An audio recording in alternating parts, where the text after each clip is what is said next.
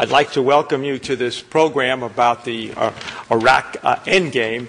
And I have sort of the best and worst job tonight. The best job is we have two very distinguished people to discuss the subject of the future of U.S. involvement. The worst job is I'm going to have to cut them off after a couple of minutes so we have enough time for questions. And the other thing is I have to weed through all the questions that some of you have already submitted as well as in the audience. But I will do my best, and according to the program they gave me, we're supposed to have all this done by 7:15. So let's see what we can do. Our two panelists tonight, and I'll introduce them in the order that they will speak, and you've got their biography, so I won't have to go into great detail. Dr. Fred Kagan, who is a resident scholar in defense and security policy studies at the American Enterprise Institute. He's a military historian, written very, very widely on the subject. There are very few people who know more about warfare and the history of warfare that can comment on the situation on the ground in Iraq. And he's had a big role intellectually in some of the strategy that the president adopted about a little over a year ago. Both of our speakers have taught at West Point, among other things. And our other panelist tonight is Professor Richard Norton, who's a professor in the Departments of International Relations and Anthropology at Boston University. He is an expert in the Middle East and all of the culture and the history of that area. In fact, he's on leave right now writing a book about the Sunni-Shia rift.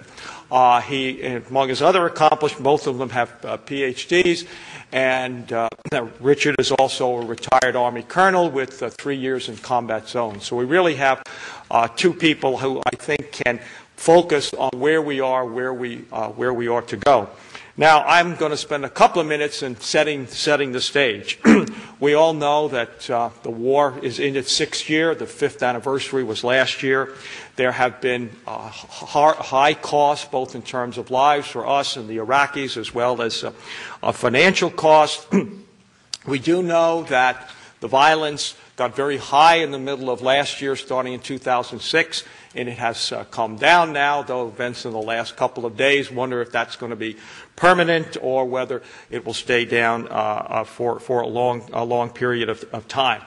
We do know that in the last year we have what people call a surge. We have sent more troops, but because we don't have a large enough ground forces, the surge will end this summer in terms of the extra 30,000 troops.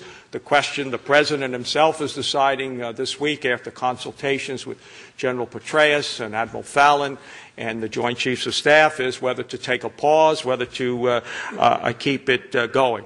We know there have been other things that have happened in the last year. You've had the so-called awakening, where many of the former Sunni insurgents have partnered with us, and they were called the concerned local citizens. They're now known as the Sons of Iraq, and because of them partnering with us, the violence has gone down, particularly in Al-Anbar province. You've also had Muqtada al-Sadr has laid down his arms, but again, we don't know what will happen as a result of the last couple of days. And the question is, okay, where do we go from here? Should we pause with the drawdown of the troops? What are the costs and benefits of staying? What are the costs and benefits of leaving? And if we leave, under what circumstances should we leave? And what will tell us when we've achieved our goals? And also, what are our goals? So with that introduction, let me ask Fred Kagan to come to the podium.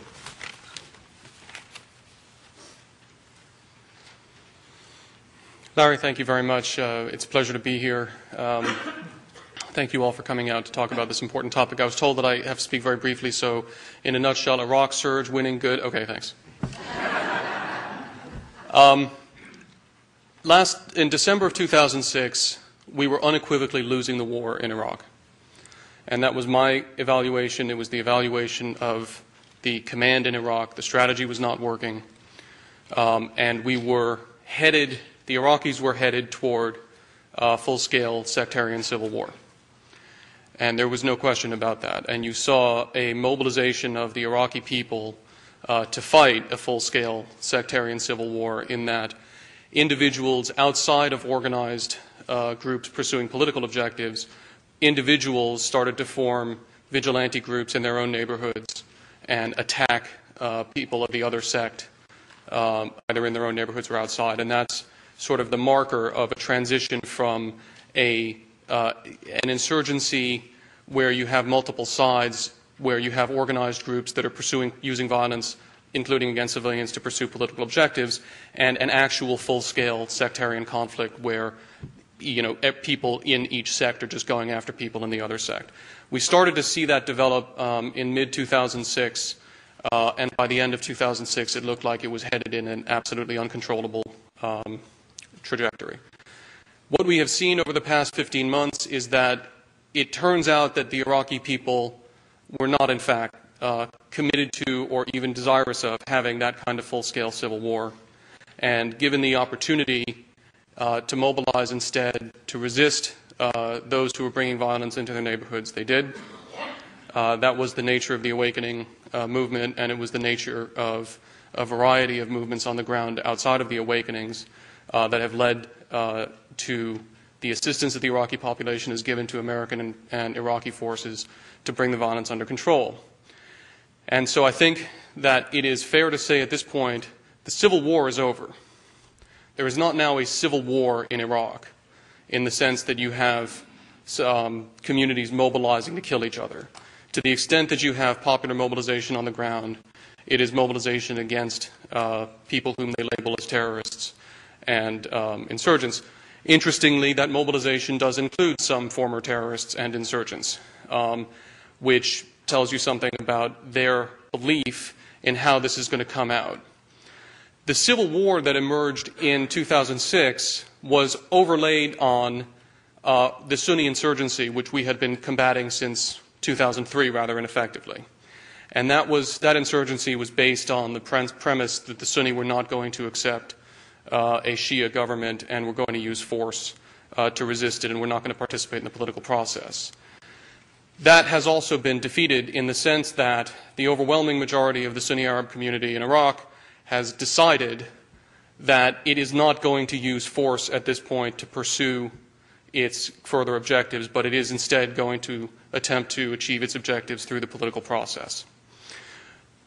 Which brings me to the last point, which is that the Sunni insurgency and then the escalating civil war created fertile ground for al-Qaeda to establish itself in Iraq, which it did very early on, and then to establish safe havens around the country. And by the end of 2006, al-Qaeda globally and in Iraq clearly thought that it was winning in Iraq, and you could have made a pretty damn good case for it. They had very substantial urban and rural sanctuaries throughout the country, in Anbar and Baghdad, up the Diyala, up the Tigris, down the Euphrates, and it looked like they were doing very well. I think it is also now fair to say that al-Qaeda in Iraq has been defeated in the sense that it no longer stands any measurable chance of actually achieving its objective of establishing an Islamic state of the sort that it desires with the support of the Iraqi people, even of the Sunni population. Now, that doesn't mean that there isn't going to continue to be violence caused by al-Qaeda as well as by Shia extremist groups. It is still a war. These enemies have not conceded. Very briefly, where are we going to head with this? From a military standpoint, if you simply do the analysis of what kinds of forces are required in Iraq to maintain and extend the current gains, the idea of going below 15 brigades this year is virtually inconceivable. In reality, I think that the actual requirement is more like 17 to 18 brigades. And I will be happy to talk with, if anyone's interested in why that is so and what that does for you. But I do think that we are entering a potentially transformative period in Iraqi politics and Iraqi society. There will be provincial elections on October 1st of this year, and there will be new elections to the Iraqi parliament by the end of next year. And based on numerous trips to Iraq, including my most recent in February, I do believe that the Iraqi political dynamic is changing very fundamentally, and that if these elections are held at the same sort of standard in terms of fairness and legitimacy as the previous elections in Iraq were held, then you will see a sea change in the nature of the Iraqi political discourse over the coming year, which can, in fact, give us the opportunity to see success in Iraq in the sense of a stable, democratic country that is an ally in the war on terror. I have not, those of you who don't know me, I have not been spinning this line since 2003. I've been rather down on how things were going prior to the implementation of the surge. So, for what it's worth, this is a new perspective for me as well. But I do think that it is possible, that success is possible, and I think that it will be worth it, not only in terms of warding off the dangers that failure would bring upon us, but also in the positive benefits that it can bring us. I look forward to your questions.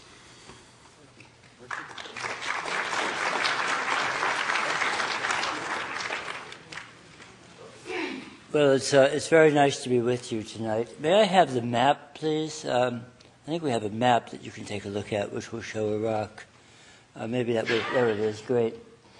I'm very pleased to be with you tonight. I, first of all, want to say that I'm a great admirer of the Foreign Policy Association.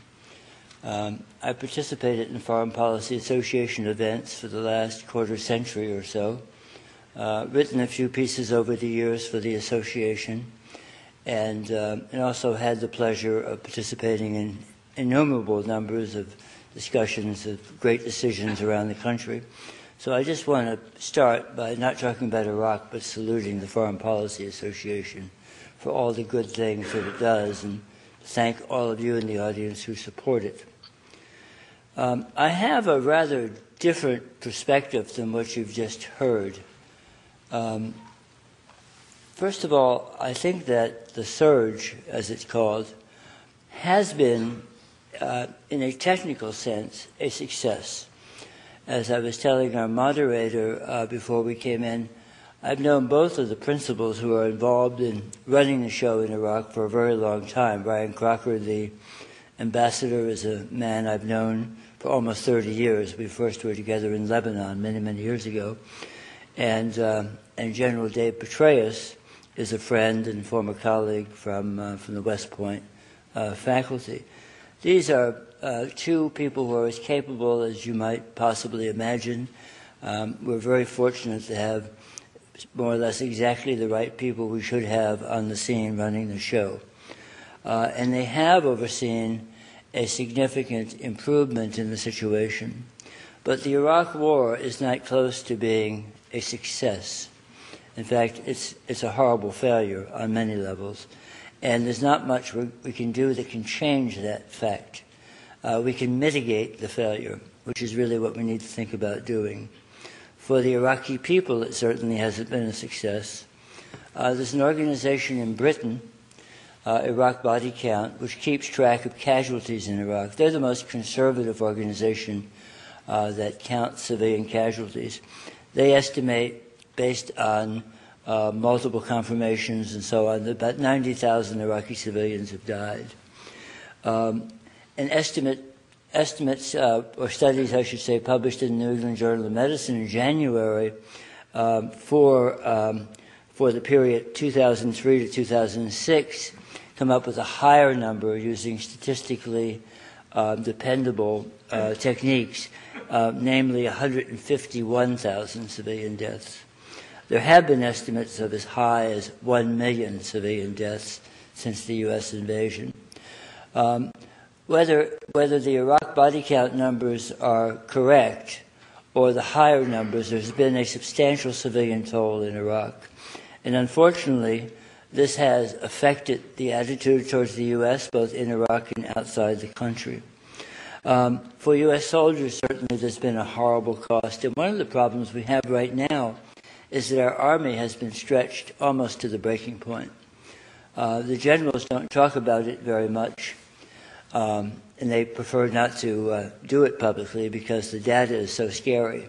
But what's happening right now is you're losing an immense number of junior leaders from the Army, particularly experienced captains and in some cases majors.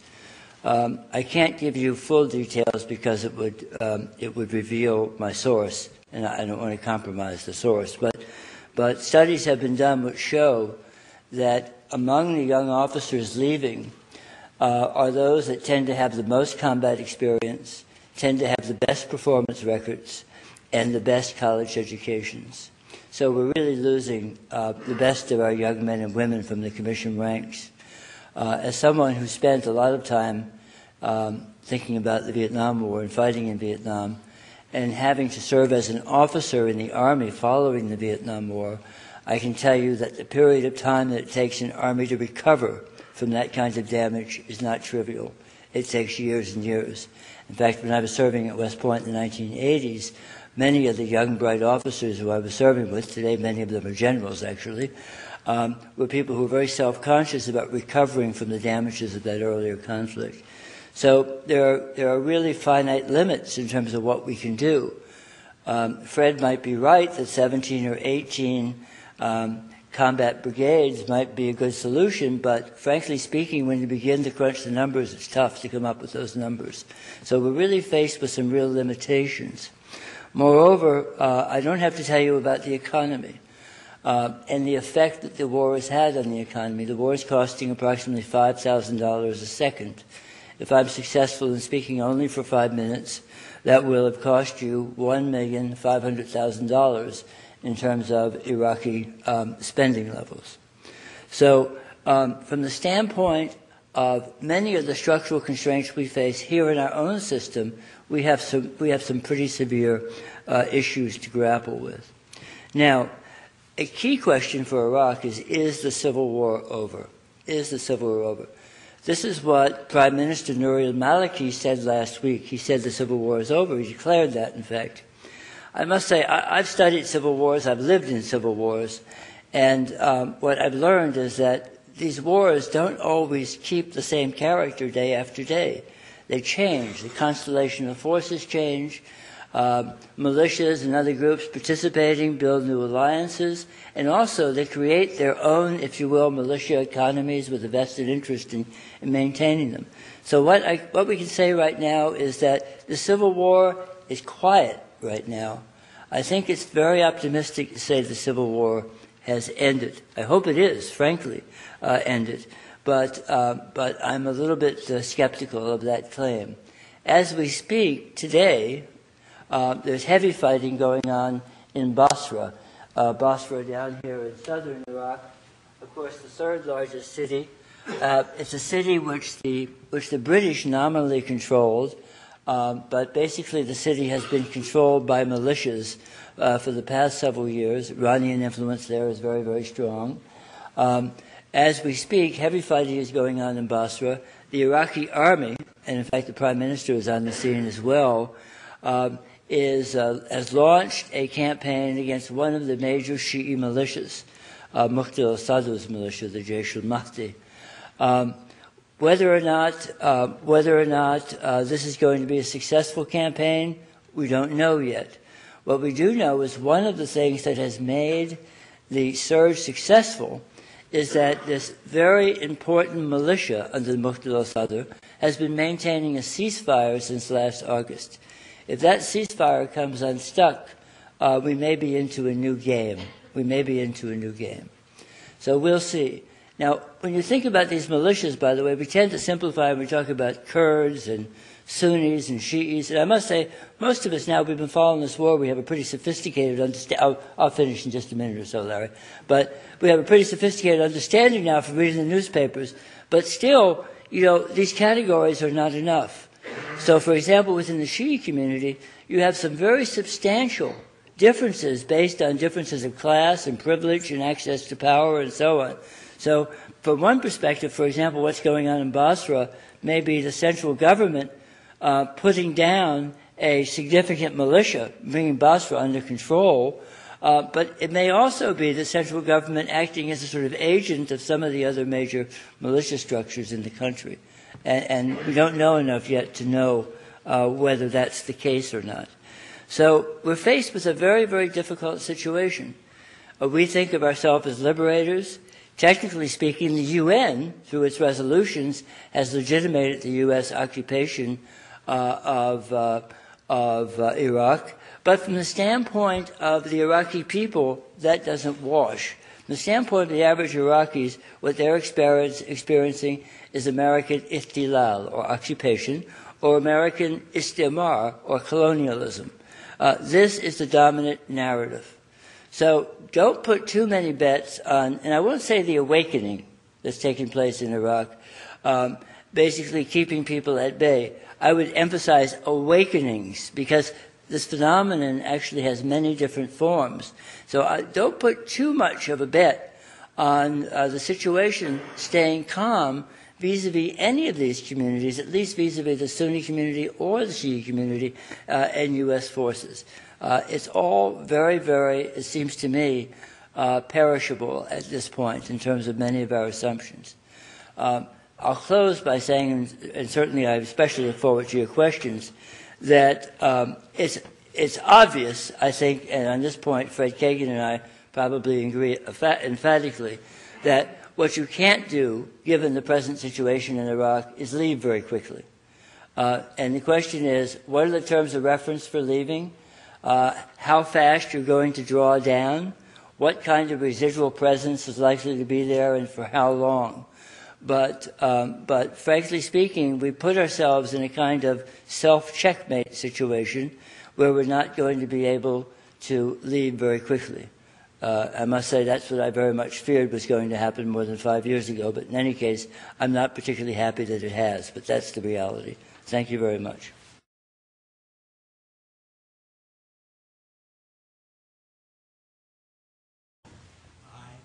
There's been repeated talk about staying, quote, until we win.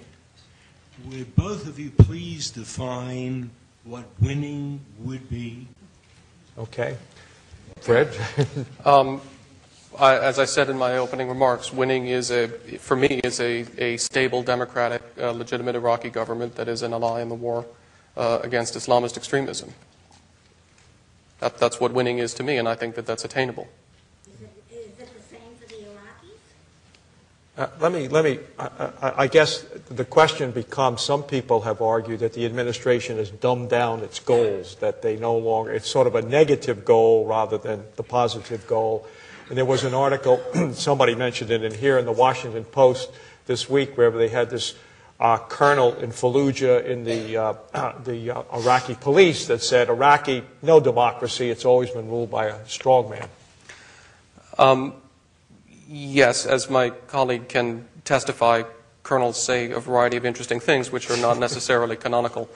Having worked for many colonels in my time, I'll stand by that. Okay. Look, I don't think the administration has dumbed down its goals in the sense that I don't think that President Bush has walked away from this as his objective, and I don't believe that General Petraeus has either. A variety of people, we can absolutely have a discussion about whether this is attainable or not. Okay. Richard, do you want to comment? I just want to say that I'm very skeptical that Iraq will become a democracy as we understand it anytime soon. And my reading of the administration, both in Iraq and in the region in general, is that the enthusiasm for the democratic objective has disappeared. So I think stability would be enough. If you can attain stability in Iraq and an ally that would basically help us to ensure that there's not a significant threat of terrorism aimed at us and our friends, that would probably be the best you can get. Would you accept an autocrat, a dictator, or strongman? Well, let me tell you this. At a talk in Washington in May of 2003, I said, the day will come when a man on horseback will ride into Iraq and you'll welcome him with flowers and candy. And I must say I stand by that. And if Nouri al-Maliki or anybody else can establish control in that country, we're not going to be too worried about the integrity with which they respect the principles of democracy. Okay. Let me go to another question that's been written. Fred, somebody says that I guess they're quoting Sun Tzu, that said the military force has a political objective, and the objective of the surge was to get the Iraqis to make the political compromises. Have they done enough in your estimation, given the level of that violence has gone down, and what can we do to get them to do more? The Iraqis have made remarkable strides politically over the past couple of months. In fact, I've been surprised by the amount of progress that they've made. If you go back and look at the congressional benchmarks, of which I was never a fan because I'm not a fan of checklists, but that's the sort of measure of merit these days for political progress, I think you can make a good case that the Iraqis have met about 12 out of 18 benchmarks and made progress on another 5. They have notably passed 4 out of the 5 benchmark laws that were identified. The only one that they haven't passed is the hydrocarbons law, a problem which is mitigated somewhat but not completely by the passage of a 2008 budget which addressed the question of oil revenue sharing, which is why we thought we cared about that law, though it's not why we should. So there's been a lot of progress actually in terms of meeting the benchmarks. But as I said, I was never that excited about the benchmarks to begin with, and I never thought this problem was going to be resolved by legislation coming out of the COR. And I think that's actually more symptomatic than causal of anything. What it's symptomatic of is what I saw and felt most dramatically on my most recent trip there, which is the development for the first time, I think, of the beginnings of issues politics in Iraq. So that this is especially noticeable in the Shia community, where for the first time, I think, it's not enough for leaders like Nouri al-Maliki or Adil Abdul Mahdi to say, I am a Shia, you must support me because I am a Shia. Now increasingly, local Shia are saying, that's very nice, but what are you actually doing for me? And that has put a tremendous amount of bottom-up pressure on the Iraqi government. And when you talk, as I did, to Iraqi governors, especially Shia governors, they're very concerned about being voted out of office in October. And to me, that's the most promising sign of the early development of an actual political discourse in Iraq. Okay. Richard, someone wants to know that advocates of an early withdrawal maintain that this would force the Iraqi factions to negotiate with each other. Is that a plausible rationale? I think that, well, it depends on the pace of the withdrawal, obviously. I think that setting an ironclad date for withdrawal is probably a mistake. That's my view. And while I'm impressed with certain political candidates who talk about leaving Iraq and so on, I'm also impressed by their likely intelligence when presented with the facts, which is to say, I think that those plans are likely to be mitigated substantially. So if by an early withdrawal we mean basically packing up our things and leaving as quickly as we can, I think that would be a very bad idea. I think it would cause an enormous amount of problems in the neighborhood, so to speak, and it would certainly pour gasoline on the Civil War. Okay, good. We're now ready to go back to the audience. Yes, ma'am, right here. Yes, please.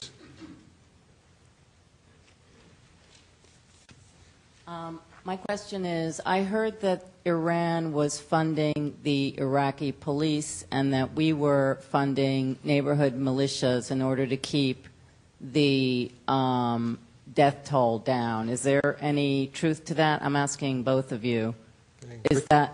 Well, we are funding militias. I mean, basically, the awakenings, these local militias that have emerged in places like Al-Diyala and Anbar and so on, are being paid directly by the U.S., what, $300 a month, I think. Mm-hmm. And of course, in the past, we've directly funded various security institutions. But, for example, the police, I don't know how much money the Iranians are putting in. Certainly it's not insubstantial. But a lot of these groups finance themselves through corruption.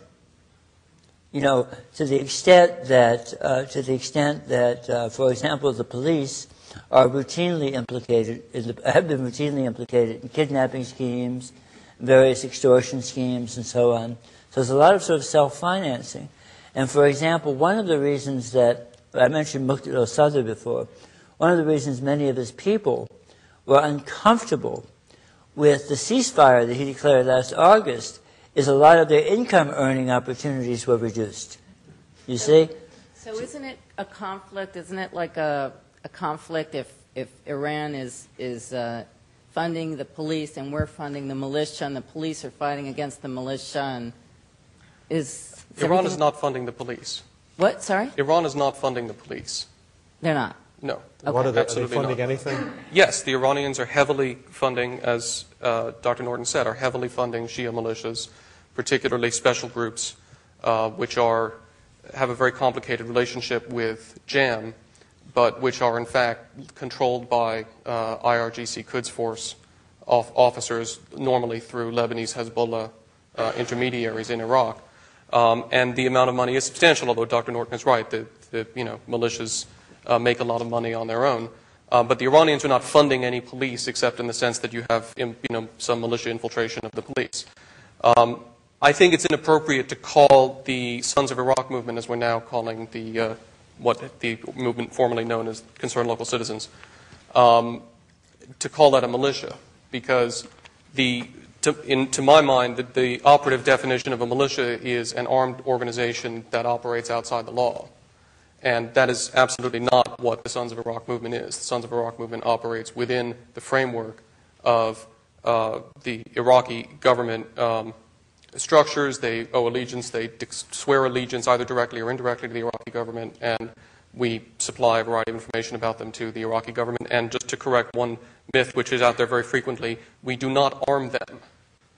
We do not provide weapons to Sons of Iraq anywhere.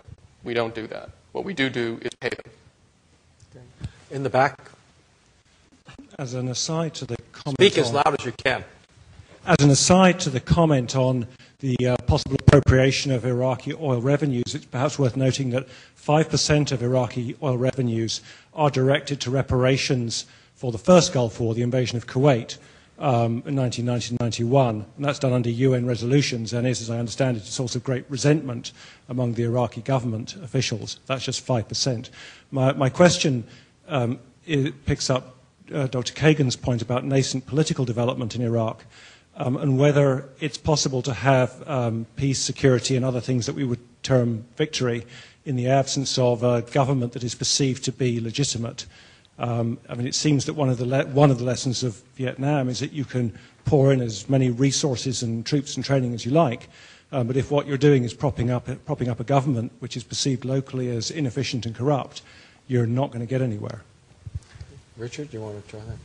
Yeah, well, first of all, you're quite right about the reparations. And in fact, the Kuwaiti government, which was the victim of the 1990 invasion, has been approached and asked to basically stop the reparations, and they said no way. So that's still very much going on. It will be going on into the future. Your point about the legitimacy of the government is right on target, it seems to me. From the standpoint of many of the people involved, for example, in these awakenings, I would call them militias, and I'll defend that, but from the standpoint of people involved in the militias, the Sunni militias at least, the government is an alien government. In fact, they refer to it as a government of Iranians or Persians. So those sentiments run very, very deep. And what we have not seen, there have been some recent promising steps. For example, legislation passed last month with regard to the elections and amnesty for ex-Ba'athists and all of that. These are important steps, but they have to go much, much further in order for those walls of separation to disappear. Right now, they're very, very severe.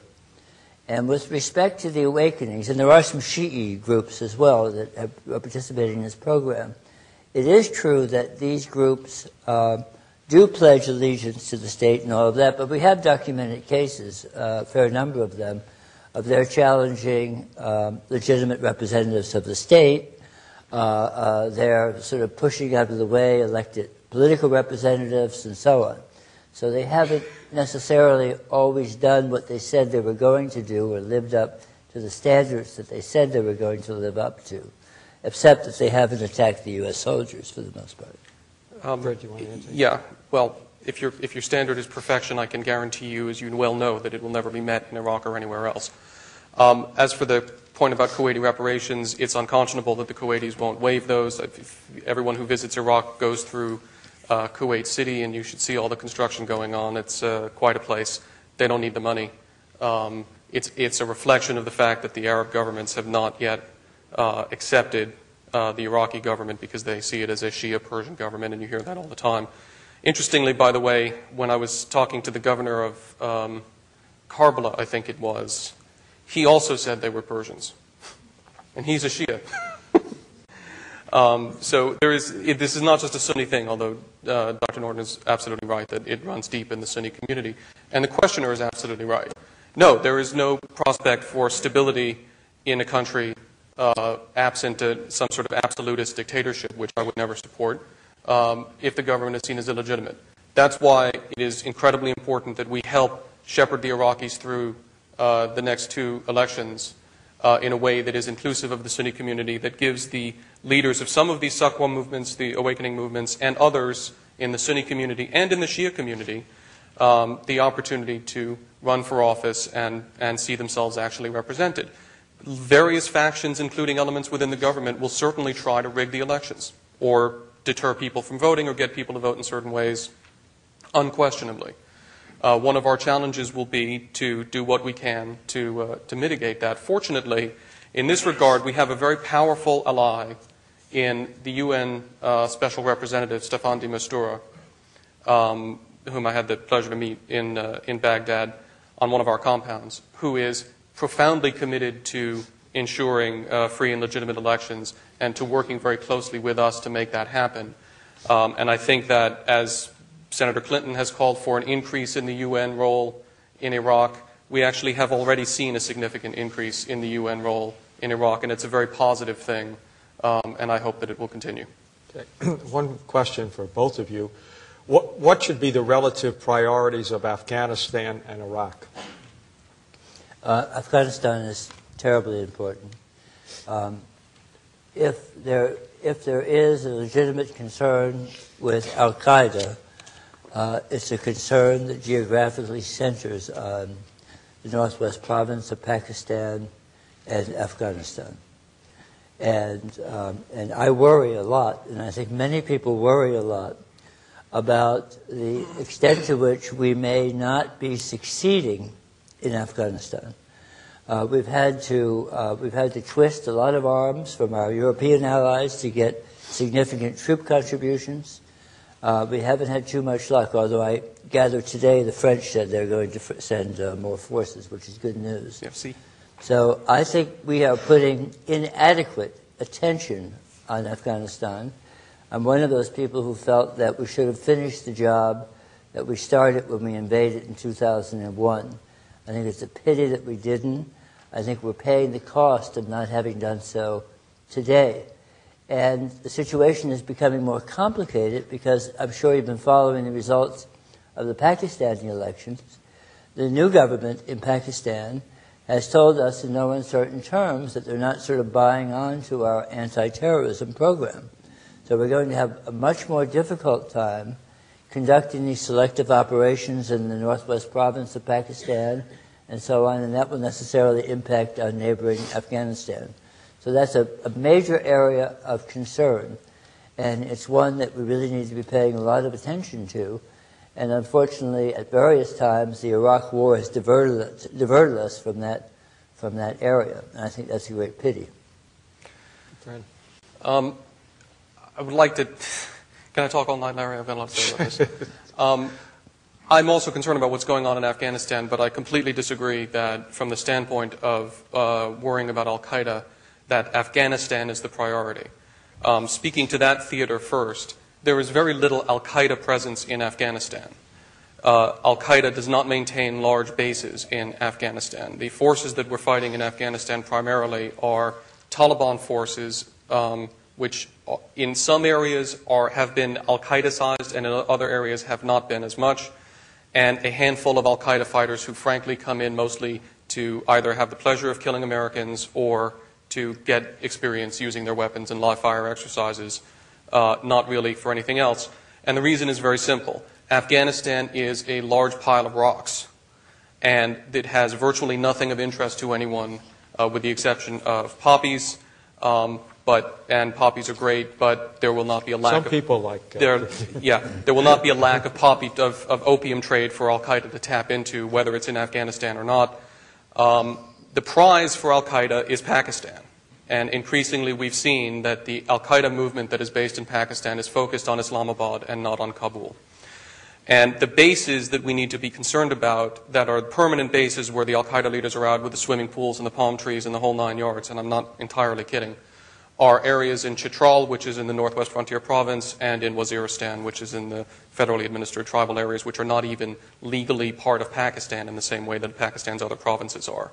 So the problem that I have with the assertion that Afghanistan is where we really should be is that we could throw 500,000 troops into Afghanistan, crunch all of the insurgents, make it a peaceful place, and find some way to get the economy going there, and it would do very little to address the actual Al Qaeda problem, which isn't there.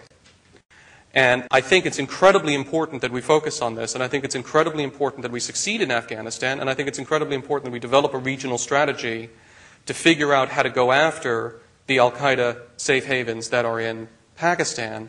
But that is, at this point, fundamentally a Pakistani problem, and I, for one, am rather reluctant to recommend a military solution to that problem. So I think that when you actually parse the Al Qaeda problem in South Asia closely, you see that the issue of troop levels in Afghanistan is secondary. But I also want to take just a minute, and I'll be brief, Larry, I promise, to attack another myth which is prevalent, which is that Al Qaeda in Iraq is somehow not really Al Qaeda. It absolutely is. There is no question that the Al Qaeda in Iraq franchise is part of the global Al Qaeda movement. It swears fealty to Osama bin Laden. Bin Laden recognizes it. It was interesting. The New York Times, not very long ago, released a list of all of bin Laden's statements since 2001. About a third of them were devoted to Iraq. Most of those, especially the more recent ones, in terms that made it very clear that for him, Iraq is absolutely a major front and an area that he's very concerned about. And look, this is the sort of conversation that you can only have if you don't go there and talk with our soldiers who capture these guys, who interrogate them, and see these guys. I went down to Camp Bucca this last time where we hold these detainees, and I spoke with some of the detainees, which was an interesting experience, and of course with our guys who talk with them all the time. There's no question about the very close relationship between that movement, particularly its leadership, and the global Al Qaeda movement. So we have a situation where in Iraq we are fighting Al Qaeda every day. Are these the guys who attacked us on 9/11? No. This is a franchise of the movement which has metastasized since that attack. Right.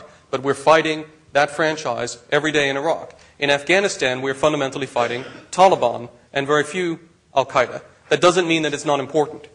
But it does mean that the importance of Afghanistan to the global war on terror is secondary, whereas the importance of Iraq and Pakistan are primary. But because Pakistan is primary does not equal that we should be throwing a lot of forces into Afghanistan necessarily, although it's a discussion obviously we should have. Okay, I can see, Captain Taylor. Noel, your next panel is going to be... we have a group of high school students here. Do any of you have a question? No? Put them on the spot like that? Yeah. Not? Okay, well, I didn't want you to be intimidated here. I thought I would... I think you intimidated them more. If I may add one thing. Yeah, go ahead, Paul. We'll give you a couple of seconds to think while you're collecting your questions. Look, there are probably about 40,000 really bad guys out there who are Muslim extremists in the world. About 40,000, let's say. That's about, if you look at all Muslims in the world, let's say there are 1.2 billion Muslims in the world. That means that 99.99998% are not a problem, right?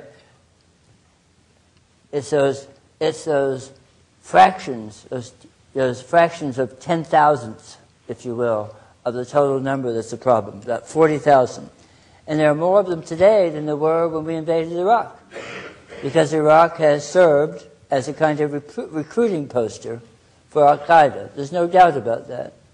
We can find significant numbers of Al-Qaeda sympathizers, franchises, whatever you like to call them, and they vary, In Morocco, for example, find significant numbers in Saudi Arabia, find substantial numbers in Jordan, find non-trivial numbers in Egypt. It's a global phenomenon that we're dealing with right now, and it's going to be with us for a very, very long time. But we need to be clear about the fact that we're probably talking about 40,000, maybe 50,000 really bad people, and not take actions that basically alienate the 99.9999% of Muslims. Now, that means that, for example, in a place like Iraq, we need to be paying attention, as we are, to the conditions under which people are living, trying to maintain level of stability, and so on. But we're not going to be able to solve the al-Qaeda problem completely in Iraq. We're not going to be able to solve it anywhere anytime soon. In Afghanistan, which I referenced a moment, and of course, Afghanistan and Pakistan are sort of joined at the hip. There's no way of sort of disconnecting those problems. My concern there is that you have a situation where the control of many of the provinces today is up in the air, right? That the central government in Kabul has very tenuous control over these areas. And there is this kind of connection between the Northwest province and so on. So, it's not the only al-Qaeda problem, but it's a significant al-Qaeda problem, and it will get worse if that country becomes more unstable over time.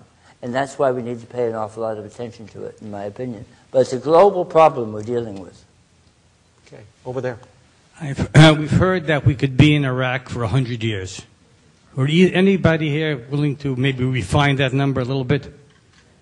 And kind of come up with, Dr. Kagan, you I think said we're going to be perhaps out of there by the end of next year. Everything's going to be perfect. It'll be a democracy. I never said we'd be out of there by the end of next year. You said everything would be fine and it'll be a democracy. First of all, I didn't say that by the end of next year everything would be fine. I said that we would have a transformational period. So how long do you think we'll be there? I think we'll be there for a long time. And can you put it 10 years? No. If I'd sat you down in 1945 and asked you how long are we going to be in Germany, what would you have said? The issue is this. Do we think that we're going to be in Iraq for decades fighting this kind of war with our soldiers taking casualties every day? No. I don't think that's going to happen. Frankly, I don't think it's going to happen because one of two things will happen. Either the violence will subside and the situation will stabilize, and if we continue to be in Iraq, it will be in a way very similar to why we were in Germany, and it will simply be an overseas deployment for our soldiers, or Korea is a better example since there's actually real danger there. How long do you think it'll be until we get there? I don't know. The funny thing about war is that, as the Bush administration has repeatedly demonstrated, predictions are not worth a damn.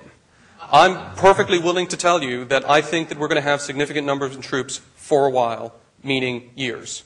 What I hope is that within a few years, the level of violence will have dropped down to the point where we're not fundamentally taking casualties there anymore, and we're not fundamentally patrolling the streets with Iraqis and doing active counterinsurgency.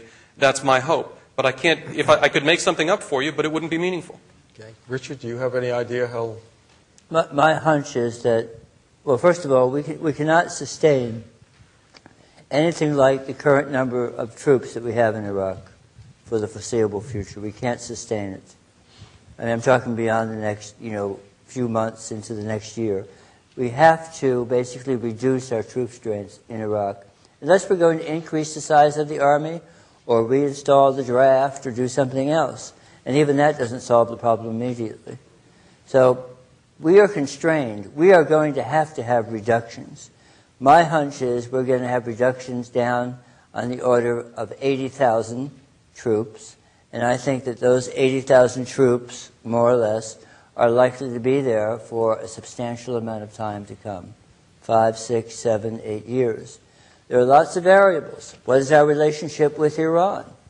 Do we maintain a peaceful relationship with Iran? Do we improve our ties to Iran? That would make a substantial difference if we were able to do that. If we're not able to do it, it will make our situation in Iraq perhaps more difficult. How about the internal context within Iraq? In the Shia community, Shias make up, we don't know exactly, there hasn't been a good census in Iraq, but Shias make up at least 60% of the population. Some people think 65% of the population. So So that means out of a population of 28 million people, they constitute about 17.5 million people, right? Substantial community. Many of the poor members of that community are not well represented in the current system. They get better organized. What if Muqtada al-Sadr or some successor to Muqtada al-Sadr organizes them, and you have something that looks a lot like Hezbollah in an Iraqi context?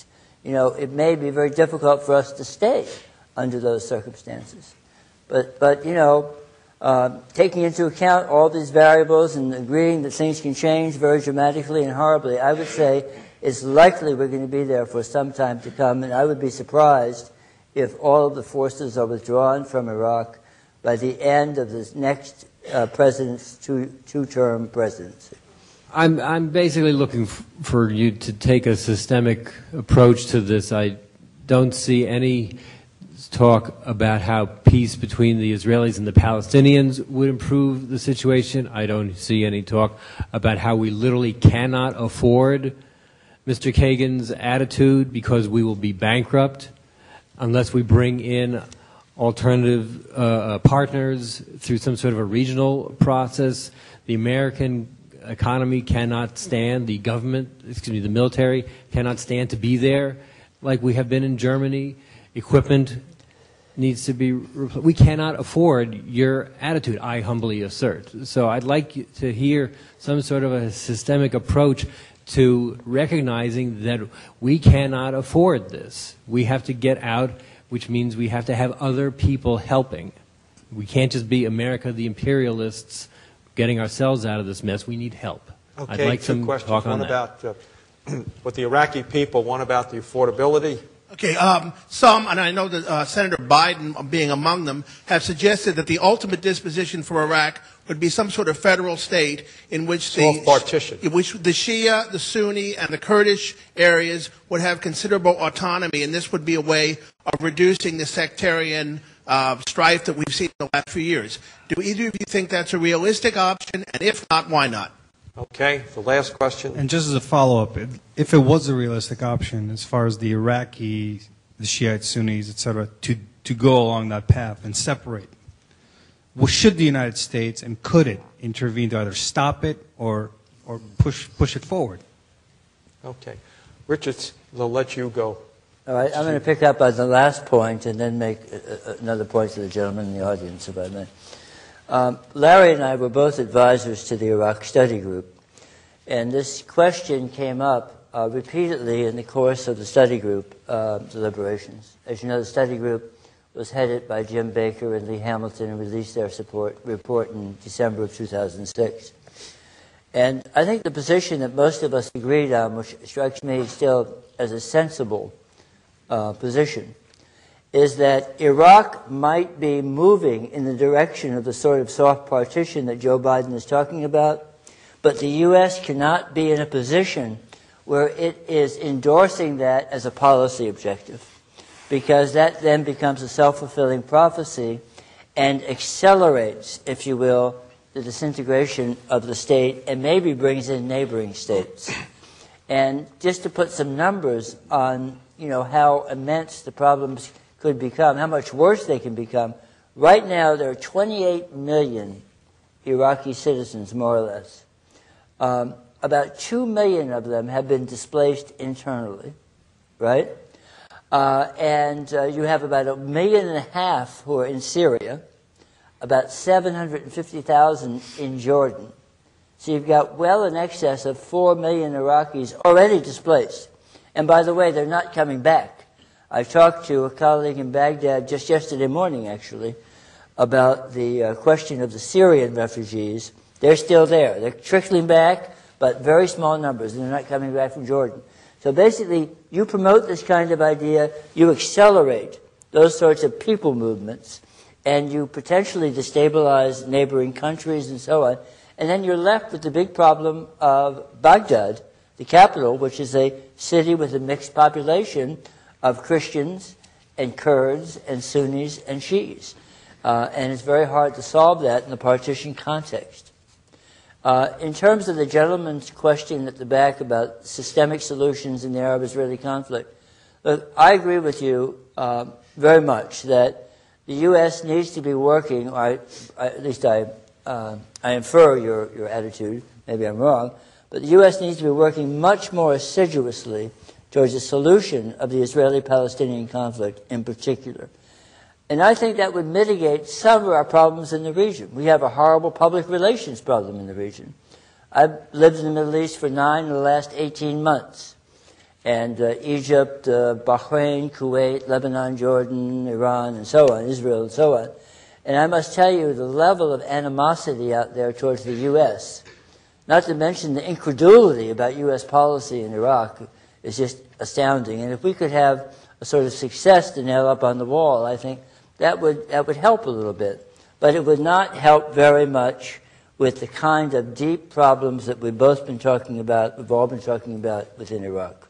Okay, terrific. Fred? I'll be brief on federalism because I fundamentally agree with Dr. Norton, although I don't think that Iraq is actually heading in that direction anymore. I think that trend has been reversed. I'm very glad, by the way, that the refugees are not coming back because the conditions are not set yet for the refugees to come back, and the concern is at this point is that they'll come back too quickly. But we'll see. Look, the fact of the matter is Baghdad remains a mixed city, and it is not divided along any sort of stable border. The river does not divide Sunni Baghdad from Shi'i Baghdad, and there are still mixed neighborhoods on both sides of the river. Diyala, if you look to the northeast of Baghdad, is a very mixed province. And south of Baghdad, in Baghdad province and also in northern Babil province, you still have a lot of mixed areas. If you were going to have a 3 federal region solution, you would either have to come up with some sort of special status for those areas, and it's very hard to imagine anyone really being comfortable with that, or you'd have to have several million more people probably displaced and killed in a further sectarian cleansing. I don't think that it's moving in that direction, and I don't think it's desirable that it move in that direction. Interestingly now, the word that goes around Baghdad streets is, we are a mixed city, we are a mixed community, this is our heritage, and this is the way we want to be, and we are opposed to those who want to turn us into cleansed areas. That's what Baghdadis will tell you. That, you know, what they tell you and what they do are two different things, and got it. But that's the mythos right now that is prevalent there. So I don't think federalism is a good idea, and I entirely agree that the worst possible thing that we could do is endorse it as a plan. As for the Arab-Israeli issue, I've heard no reports whatever of any fighters in Iraq going into battle yelling Allahu Akbar, Golan for the Syrians. You could solve the Palestinian issue tomorrow, and it would have very little effect in Iraq. They are not fighting each other, and they're not fighting us because of the Arab-Israeli problem. That isn't to say that it's not important and we shouldn't address it, but it is to say that we could fix that problem tomorrow, and Iraq would be fundamentally Iraq. Iraqis actually don't really give a damn about Palestinians or Israelis. Iraqis are very proud people, very focused on their own lineage and on their distinctness, and I've never heard an Iraqi express an opinion, except for increasingly Al-Qaeda in Iraq, which is now starting to play this card of it's going to be the vanguard in the fight against the Israelis, which tells you actually how desperate they are, because when an Islamist movement moves in the direction of telling you you need to give them money because part of it will go to the Palestinians, you know that they're in real trouble. As for the expense of the war, if I grant your premise that we can't afford this, then my next question would be what makes you think that pulling out will be cheaper? The question is, what are the consequences? You have an obligation, if you're going to make that argument, to lay out the scenarios that you think will evolve in Iraq and in the region, and explain why you think they will be more economically beneficial to the United States of America. Bring in partners. I didn't say we need. Okay, the problem is we only control ourselves. We can't give orders to would-be partners. And we can negotiate with people all we want, but at the end of the day, and I'm in favor of that, and I would like to bring in partners, and I think the Vice President has been going around talking to Arab states and trying to bring them in, and I think we should work very hard to do that. We would have to have a whole other evening to talk about the Iranians. But, and by the way, yes, I'm sure the Iranians would be thrilled to help us out on condition that we give them the country. Absolutely. I'm sure they would not hesitate a moment to make that deal with us, which is what we would be doing, so I'm not in favor of that. But we can't order partners to come, and we can negotiate, but it doesn't mean they'll show up. So the question a responsible strategist has to ask is, given that that's desirable, if it turns out to be impossible, what do we do? And what I don't see is an alternative to trying to succeed at this point, given where we are, that's likely to have a better cost-benefit analysis. The terrific question that was asked, I'm really glad that you brought that question, because that was an outstanding question, is how do the Iraqis feel about our presence? Iraqi attitudes toward our presence have been changing very dramatically over the course of the past 15 months as we have started finally to deliver the one thing that a force that is seen as an occupier can deliver that gives it some sort of legitimacy, namely security. And when you have armed forces in someone else's country and they're still getting blown up and killed every day, then of course no one wants you there. But when you actually are seen to be protecting people from violence, then attitudes change a lot. The role that we're actually in Iraq, in my view, at this point, is one of armed mediation. Both sides, all sides, if you bring in the Kurds and the Christians and so forth, see us as easier to deal with, easier to make deals with than it is to make deals with each other. And that's one of the things that these awakening movements reflect, is the fact that in the Sunni community, which is astonishing given where the Sunni community had been, they trust us more than they trust the Iraqi government. Now that's obviously bad in the long term. If we can't connect them to the Iraqi government, that's the aim of our policy, and we will succeed or we won't succeed in human affairs. There are no guarantees. But that's the situation that we're in right now. So if you go into Sunni areas now and you say, how do you feel about us staying? Mostly what they'll say is, we want you to stay. We want you eventually to go. You have to promise that you'll leave. We don't want you here forever, but we don't want you to go soon. We want you to help us out for a while. Increasingly, we're hearing that in the Shia areas, and not only are we hearing, we don't want you to leave, we're also hearing, we want you to come. And so there have been vocal requests from areas in the Shia heartland, the 5 cities area, Najaf, Karbala, Diwania, Hila, and Kut, for American PRTs, provincial reconstruction teams, to come, and sometimes even for American forces to come. And she, in that area that I spoke to, said, we will feel good about this next election if there is an American soldier standing on the ballot box. I said, well, that ain't going to happen, so we're going to have to find another way to do this. But that is reflective of attitudes. There is a general understanding among the Iraqi governing elite that our continued presence is essential to maintaining security and any sort of forward progress in that country for years to come. The level of our forces will be something increasingly that we will negotiate with the Iraqis. And that's why I think it's so unfortunate that the issue of what the administration calls a long-term security agreement, it is in fact what they're really negotiating is a status of forces agreement, which is a bilateral agreement that gives us legal rights to be in Iraq, negotiated directly with Iraq rather than through the United Nations, has become such a controversial issue. Because, in fact, that's the way sovereign states deal with one another. And what should be going on here is that the Iraqi government should be communicating with the American government about the force levels of American troops that it desires and what it wants them to do, and we present our views, and we come to a negotiation, and that's the way it should be. By the way, that traditionally has been the way it has been, more or less, with the Maliki government since 2007. We are not there in greater strength than the Iraqi government wants us to be there, and we are not talking about being there in greater strength than the Iraqi government is talking about. I have detected no divergence between our positions about force levels and the Iraqi positions, except sometimes the Iraqis will tell you that they wish we had more forces there. Okay. Well, on that note, let's bring this to a conclusion. 2 things. If you've got more questions, you can ask our panelists in the room next door at the reception. But please join me in thanking them very much for this time. Thank you. Thank you. Okay. Good. All right.